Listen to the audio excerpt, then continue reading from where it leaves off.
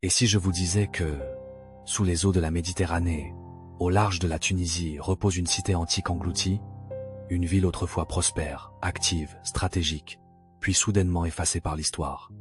Cette ville s'appelait Néapolis, l'ancêtre de l'actuel Naples. Bien avant Rome, bien avant la domination grecque, cette côte du Cap Bon était déjà habitée. Les fouilles archéologiques ont mis au jour des fragments de céramique datant du 8e siècle avant notre ère. Cela nous montre une chose essentielle. Néapolis n'est pas née d'un seul coup. Elle s'est développée lentement, au cœur des routes commerciales de la Méditerranée. À la fin du 5e siècle avant Jésus-Christ, Néapolis apparaît pour la première fois dans les textes antiques. L'historien grec Thucydide l'a décrit comme un « emporion carchodonikon », un comptoir commercial carthaginois. Cela signifie que Néapolis était sous l'influence de Carthage, la grande puissance maritime de l'Afrique antique. On y échangeait du poisson, du sel, des produits artisanaux. Néapolis était modeste mais stratégiquement essentielle. D'autres traditions antiques racontent une autre origine. Selon certaines sources, Néapolis aurait été fondée par des Grecs venus de Cyrène, en Libye actuelle. Son nom grec le confirme. Néapolis, qui signifie « ville nouvelle ». Alors, grec ou punique? La réponse la plus probable est les deux. Néapolis fut une ville hybride, carrefour entre culture grecque et carthaginoise. Au IIe siècle avant notre ère, Rome entre en scène. Lors de la Troisième Guerre punique, Néapolis fait un choix lourd de conséquences. Elle soutient Carthage.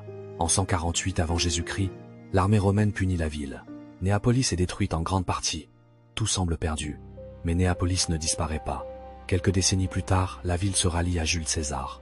Rome lui pardonne et la récompense. Néapolis devient une colonie romaine. Colonia Iulia Neapolis. La ville est reconstruite. Rues pavées, maisons décorées de mosaïques, thermes, ateliers. À l'époque romaine, Néapolis connaît son âge d'or. Sa richesse repose sur un produit très recherché, le garum. Une sauce de poisson fermentée, exportée dans tout l'Empire romain. Entre le Hitia et le 3 siècles après Jésus-Christ, Néapolis devient un centre industriel majeur. Puis survient la catastrophe.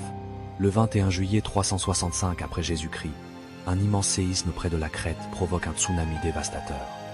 La mer se retire, puis revient avec une violence extrême. Une partie entière de Néapolis est engloutie. Des quartiers entiers disparaissent sous les flots. Des rues, des ateliers, peut-être même des maisons, brutalement arrachées à la surface. Là où se trouvait autrefois la ville, la mer impose désormais le silence. Les survivants quittent les zones détruites. L'activité économique s'effondre. Le port, essentiel à la vie de Néapolis, devient inutilisable. La cité ne s'éteint pas immédiatement, mais elle est brisée.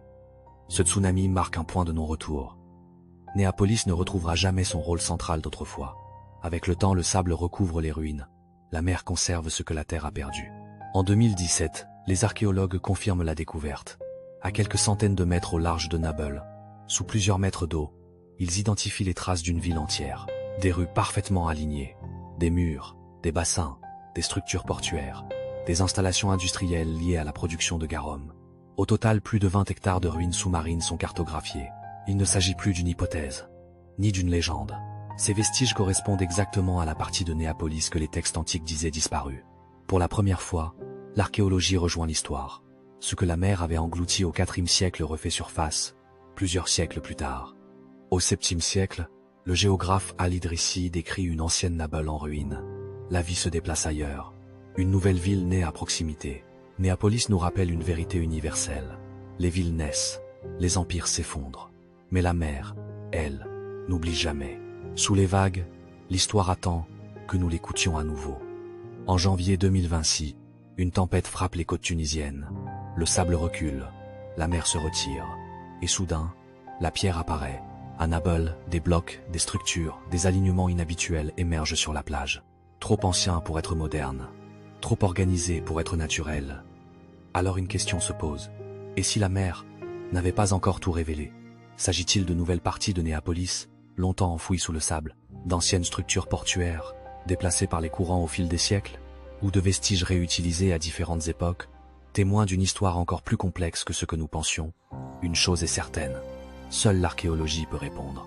Des experts sont sur place, des analyses sont en cours, et pour l'instant, le silence domine. Mais l'histoire nous a déjà appris une chose. À Néapolis, la mer cache autant qu'elle révèle.